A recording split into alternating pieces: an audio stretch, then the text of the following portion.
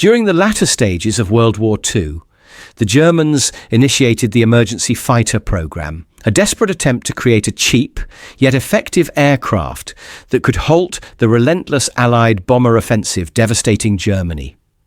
Many of the aircraft designs submitted were jet or pulse jet powered, like the Heinkel He 162 Salamander. At the same time, more expensive aircraft like the revolutionary Messerschmitt Me 262 continued in production and entered frontline service. But not all research and development had been concentrated on jet aircraft. The Germans had already created, but largely overlooked, the fastest piston-engine fighter of the war, the Dornier Do-335 Pfeil, or Arrow. Now, the Arrow would also be included in the emergency fighter program, an extraordinary aircraft that could have changed Germany's fortunes if introduced earlier in sufficient numbers. The Dornier 335 emerged from Dornier's pre-war flying boat designs, some of which incorporated push-pull configuration engines. This unusual design reduced aerodynamic drag significantly, and because the engines were mounted along the aircraft's centerline, it increased the roll rate. The plane was easy to handle and immensely powerful, delivering a maximum speed of 474 miles per hour, 763 kilometers per hour, at 21,300 feet, 6,500 meters.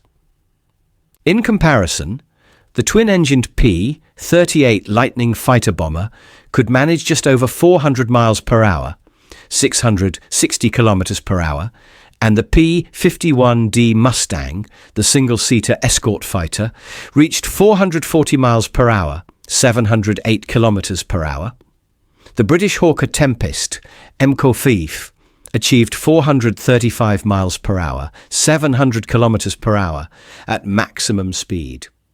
This gave the Dornier 335 a distinct combat advantage over all Allied types it was likely to encounter over Germany.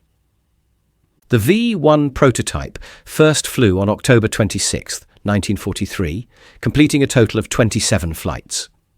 V-2 first flew on December 31, 1943, with upgraded engines, and V-3 on January 20, 1944, with a redesigned cockpit canopy. After 60 hours of test flights, it was clear that the Dornier 335 was both exceptionally fast and possessed excellent handling characteristics. Orders for 120 aircraft were placed for completion no later than March 1946. It was planned that 2,000 Dornier 335s in all variants would be built for the Luftwaffe. However, the activation of the emergency fighter program caused Hitler to order maximum priority for 335 production.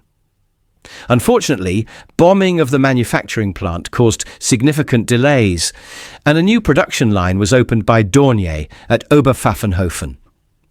16 prototype 335s were built and flown, and 22 pre-production aircraft were completed and flown before the war ended, for a total of 38 airframes.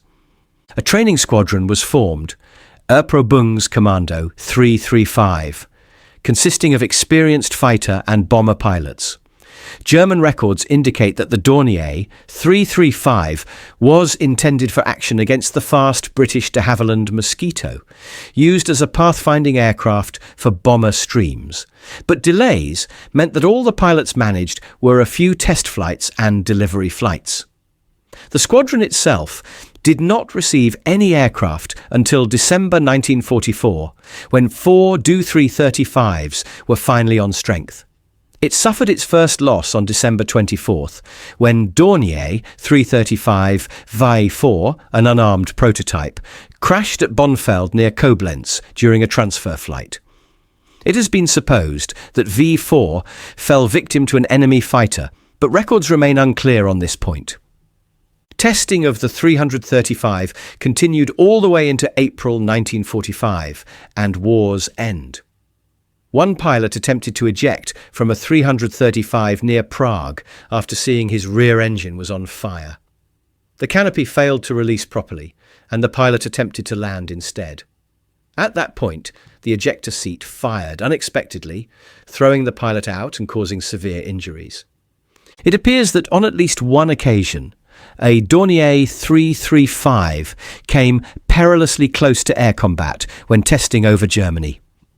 French ace Pierre Clostermann was leading a flight of 4 Hawker Tempests from No. 3 Squadron Royal Air Force over northern Germany in April 1945, when he claimed to have encountered what was later identified as a Do-335 flying at treetop height. As Clostermann manoeuvred to attack, the 335's pilot stepped on the gas, leaving the Tempest far behind in his wake. With the war almost over, on April 26, 1945, one pilot attempted to fly to Switzerland. A faulty compass led him over the Vosges Mountains in Allied-occupied France. Running out of fuel, he tried to eject, but the system failed and he had to bail out the traditional way.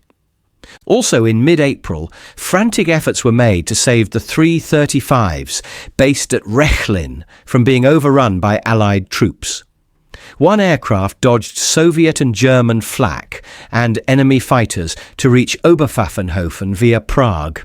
However, the effort was wasted, as this aircraft and over a dozen other Do-335s, including the 2-seater trainer versions at Oberpfaffenhofen, were captured by advancing US forces.